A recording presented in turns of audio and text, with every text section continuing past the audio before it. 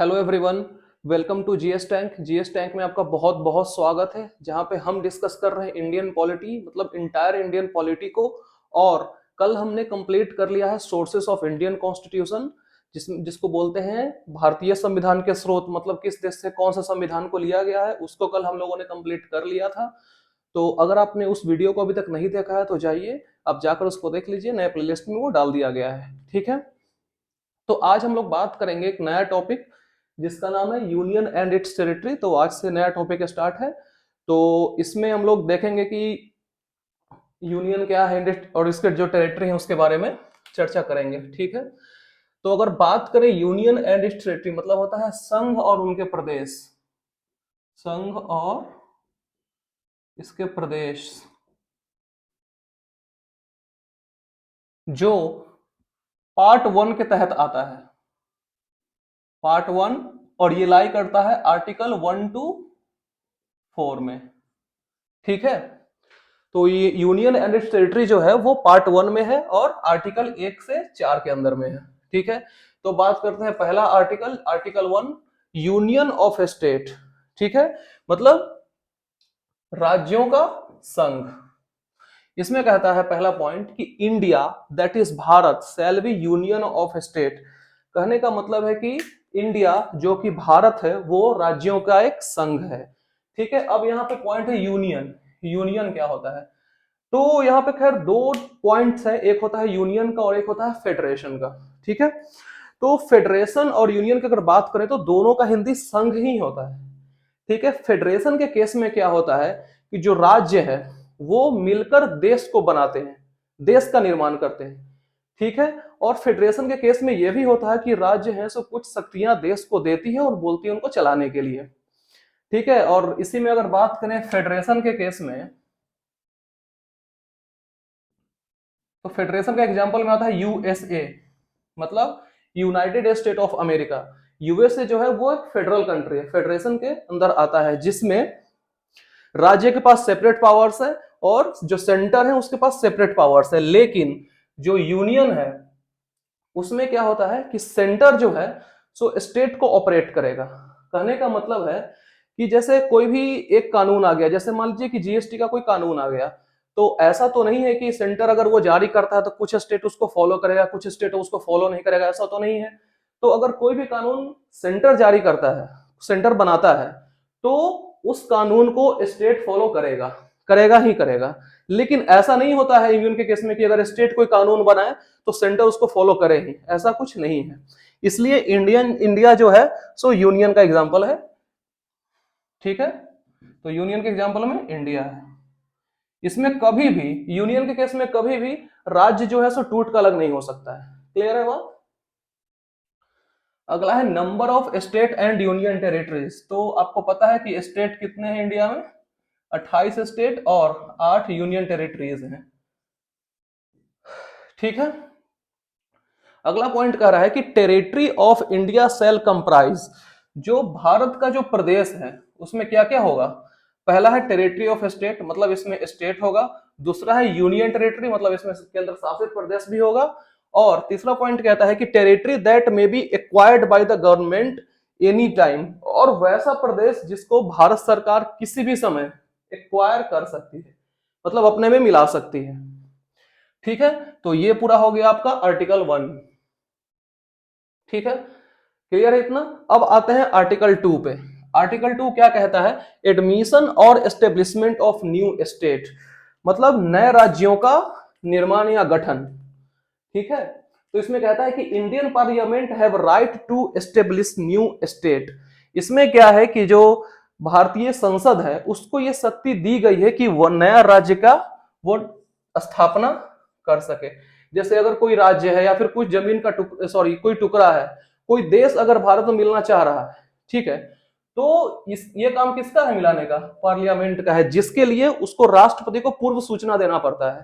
ठीक है, अगर इसका एग्जाम्पल का बात करें, एक छोटा सा एग्जाम्पल है, जो सिक्किम स्टेट की बात हो रही है, तो सिक्किम स्टेट को क्या किया कि जो भारत में मिलाया गया वो मिलाया गया through 35th constitutional amendment act 1974। मतलब सिक्किम को जो मिलाया गया भारत में, वो मिलाया गया था 35वां संविधान संशोधन अधिनियम 1974 के तहत, लेकिन उसको जो राज्य का दर्जा मिला,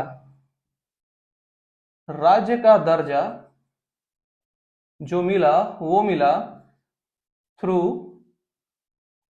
36th कॉन्स्टिट्यूशनल अमेंडमेंट एक्ट 1975, जो कि हुआ था 16 मई 1975 को।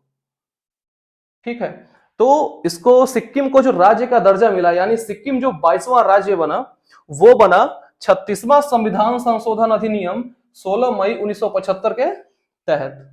क्लियर है ये बात?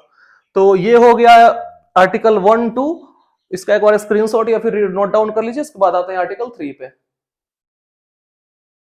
अब बात करते हैं आर्टिकल 3 की, मतलब अनुच्छेद 3 की बात करते हैं अब। ठीक है, तो इसमें कहा गया है formation of new states and alteration of areas boundaries और नेम ऑफ एग्जिस्टिंग स्टेट।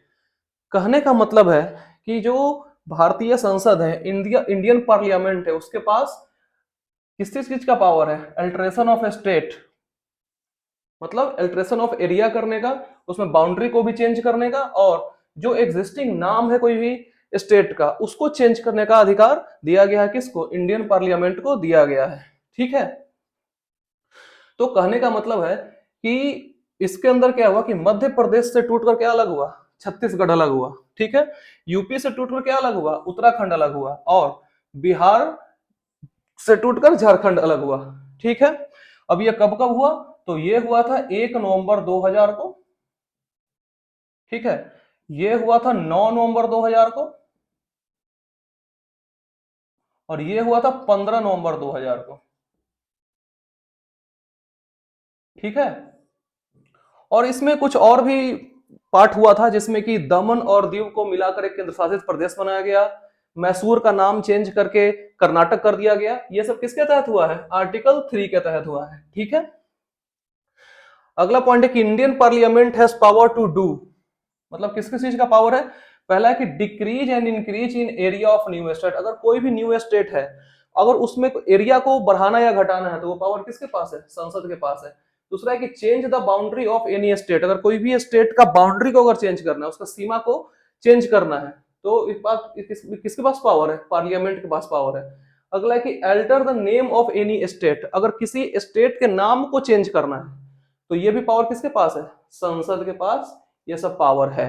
ठीक है, और ये काम कौन से मेजोरिटी से पॉसिबल है? सिंपल मेजोरिटी से पॉसिबल है, मतलब साधारण बहुमत से ये सब काम किया जा सकता है। ठीक है, अब बात आता है कि आर्टिकल 2 और 3 दोनों में फॉर्मेशन ऑफ न्यू स्टेट है, और एक में है स्टेब्लिशमेंट ऑफ न्यू स्टेट। कहने का क्या मतलब है? ठीक है, तो आर्टिकल 2 में क्या होता है कि जो विदेशी राज्य हैं, ठीक है, जो विदेशी राज्य हैं वो भारत में जोड़े जा सकते हैं, और उसका पावर पार्लियामेंट को है। ठीक है, और आर्टिकल 3 में क्या है कि कोई नया स्टेट फॉर्म हो गया, जैसे इस मैंने कहा कि मध्य प्रदेश से हटकर, मतलब डिवीजन होकर छत्तीसगढ़ बन गया, यूपी से डिवीजन होकर उत्तराखंड बन गया, और बिहार से सेपरेशन हो गया किसका? झारखंड का। तो ये जो नया स्टेट का फॉर्मेशन हुआ, ये आएगा आर्टिकल 3 के तहत। क्लियर है बात? तो ये हो गया आपका कंप्लीट आर्टिकल 3। अब आते हैं आर्टिकल 4 में। आर्टिकल 4 क्या कहता है कि when parliament uses article 2 and 3 then it will not require any special permission from president. कहने का मतलब है कि अगर संसद आर्टिकल 2 और 3 में कोई भी परिवर्तन करती है, ठीक है, या फिर यूज करती है, या फिर कुछ भी चेंजेस करती है 2 और 3 के अकॉर्डिंग, तो उस केस में संसद को राष्ट्रपति से कोई विशेष परमिशन की जरूरत नहीं है, कोई विशेष उसको परमिशन नहीं चाहिए संसद को। ठीक है, क्यों? क्योंकि it will not use article 368। और स्पेशल परमिशन क्यों नहीं चाहिए? वो इसलिए नहीं चाहिए क्योंकि जो आर्टिकल 368 में जो कहा गया है अमेंडमेंट, मतलब संशोधन, तो अमेंडमेंट का यूज इस केस में नहीं होगा। आर्टिकल 2 और 3 में अमेंडमेंट का यूज नहीं होगा, इसलिए प्रेसिडेंट से स्पेशल परमिशन की जरूरत नहीं है पार्लियामेंट को। ठीक है, और अगर अमेंडमेंट यूज होता ही नहीं केस, इसको छोड़कर जब भी यूज होता है अमेंडमेंट, तो इसके लिए आपको राष्ट्रपति से संसद को स्पेशल पावर चाहिए रहता है, सॉरी स्पेशल परमिशन चाहिए रहता है। क्लियर है? तो ये हो गया हमारा आर्टिकल 4 और ये हो गया आर्टिकल 3, इसको आप नोट डाउन कर लीजिए, फिर थोड़ा इसके अलावा इंपॉर्टेंट पॉइंट्स पे बात करते हैं। ठीक है, अब बात करते हैं अनडिवाइडेड इंडिया की। ठीक है, जिसको हिंदी में बोला जाता है अखंड भारत।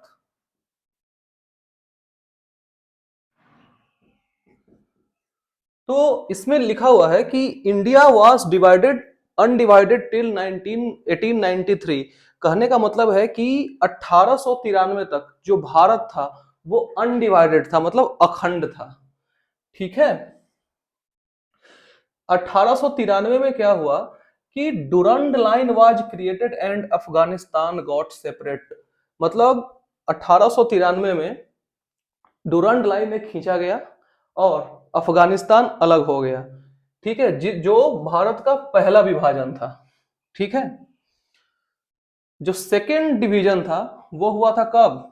1937 में, जिसमें म्यांमार या बर्मा अलग हुआ था गवर्नमेंट ऑफ इंडिया एक्ट 1935 के तहत। भारत शासन अधिनियम 1935 के तहत बर्मा, जो कि अभी म्यांमार है, वो 1937 में भारत से अलग हो गया था। ठीक है, जो तीसरा विभाजन है, थर्ड डिवीजन, वो कब हुआ था? 1947 में हुआ था, जिसमें पाकिस्तान सेपरेट हो गया था और पाकिस्तान सेपरेट होकर दो पार्ट में बटा था, ईस्ट पाकिस्तान और वेस्ट पाकिस्तान। ठीक है, तो जो पूर्वी पाकिस्तान यानी वेस्ट पाकिस्तान है वो आगे चलकर क्या बन गया? बांग्लादेश बन गया। ठीक है, जिसमें कि जो इंडिया और पाकिस्तान है उसके बीच में कौन सा लाइन है? रेड क्लिफ लाइन है। ठीक है, और इंडिया और बांग्लादेश के बीच कौन सा लाइन है? जीरो लाइन है। ठीक है, इतना पॉइंट क्लियर है? आगे आते हैं। इसके बाद क्या हुआ? ये तो डिवीजन हो गया इंडिया का, थर्ड डिवीजन। अब क्या हुआ कि now British provided 3 options to princely state. कहने का मतलब है कि इसके बाद क्या हुआ कि ब्रिटिशों ने जो देसी रियासत है उसको 3 ऑप्शन दिए। ठीक है, पहला ऑप्शन ये था कि या तो आप भारत में मिल जाइए, दूसरा ऑप्शन ये था कि या तो आप पाकिस्तान में मिल जाइए, और तीसरा ऑप्शन ये था कि आप एक स्वतंत्र देश बना लीजिए। ठीक है, ये 3 ऑप्शन ब्रिटिशर्स ने दिया किसको? देसी रियासतों को। लेकिन उसके बाद क्या हुआ कि वेन कंट्री गॉट इंडिपेंडेंस, जब आजादी मिला, तो it was not possible to make federation. और फेडरेशन क्या है, जो संघ है, वो भी मैंने आपको बता दिया थोड़ा देर पहले। तो it was not possible to make federation because there were more than 552 princely state. और फेडरेशन बनाना इसलिए पॉसिबल नहीं था क्योंकि 552 से अधिक देसी रियासतें थे। ठीक है, तो अब बात होता है फेडरेशन तो बनेगा नहीं तो क्या बनेगा? यूनियन बनेगा। तो यूनियन बनाने का काम किसको दिया गया था? सरदार वल्लभ भाई पटेल को दिया गया था इसका पूरा जिम्मेदारी, जिसमें 3 लोगों ने वाइटल रोल प्ले किया है। सरदार पटेल को तो जिम्मेदारी दी ही गई थी, लेकिन इन दोनों ने भी वाइटल रोल प्ले किया है यूनियन बनाने में। एक तो थे सरदार वल्लभ भाई पटेल, एक थे वीपी मेनन, और एक थे तीसरे लॉर्ड माउंटबेटन। ये वही लॉर्ड माउंटबेटन है जो अंतिम गवर्नर जनरल थे इंडिपेंडेंस के पहले। ठीक है, तो सॉरी वाइसराय थे, गवर्नर जनरल या वाइसराय। तो इसमें क्या हुआ कि इन तीनों ने यूनियन बना दिया और सारे राज्यों को भारत में मिला दिया, लेकिन उसमें 3 राज्यों को छोड़ के मिलाया था। उसमें एक था हैदराबाद, एक था जूनागढ़, और एक था जम्मू एंड कश्मीर।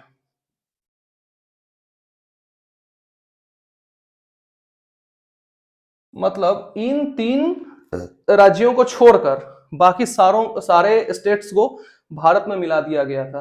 अब बात आता है कि फिर हैदराबाद भारत में कैसे शामिल हुआ, फिर जूनागढ़ भारत में कैसे शामिल हुआ, फिर जम्मू कश्मीर भारत में कैसे शामिल हुआ।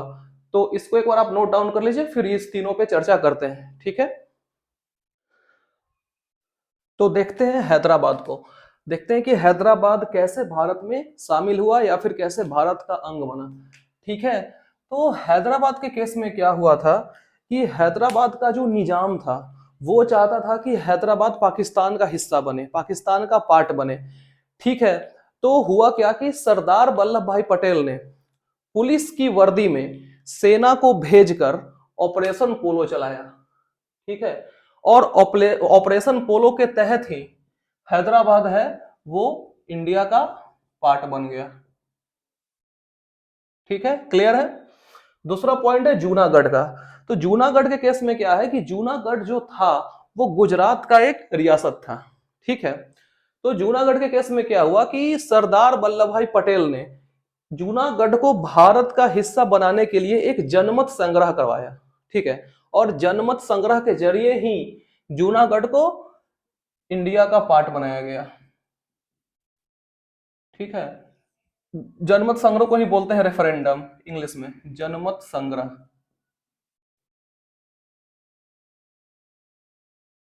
ठीक है। तो हैदराबाद और जूनागढ़ क्लियर है। अब आते हैं जम्मू एंड कश्मीर पे। तो जम्मू और कश्मीर के केस में क्या था कि जम्मू कश्मीर की जो जनता थी वो थी मुस्लिम। ठीक है। लेकिन वहां के जो शासक थे वो थे हरि सिंह, जो कि हिंदू थे। ठीक है। और हरि सिंह ये चाहते थे कि न ही वो पाकिस्तान में जाए, न ही जम्मू कश्मीर भारत में रहे, बल्कि जम्मू कश्मीर एक स्वतंत्र देश बनाए। ठीक है। ये चाहते थे जो वहां के शासक थे हरि सिंह, वो यही चाहते थे। लेकिन हुआ क्या कि जब तक ये ज्यादा सोचे तब तक जम्मू कश्मीर में कुछ पाकिस्तानी आतंकवादी घुस गए और वहां पे घुसपैठ बन गए। ठीक है। लेकिन उसके बाद क्या हुआ कि डर गए हरि सिंह। अब इनको लगा कि अब तो कुछ हो नहीं सकता है, अब तो विलय कराना ही पड़ेगा इंडिया में। तो ये है, सो भागते भागते नेहरू के पास गए और वल्लभ भाई पटेल के पास गए, जिसमें जिसके लिए 26 अक्टूबर 1947 को विलय पत्र पे साइन हुआ। ठीक है। विलय पत्र पे हस्ताक्षर के बाद जम्मू कश्मीर को 26 अक्टूबर 1947 को भारत का हिस्सा बना लिया गया।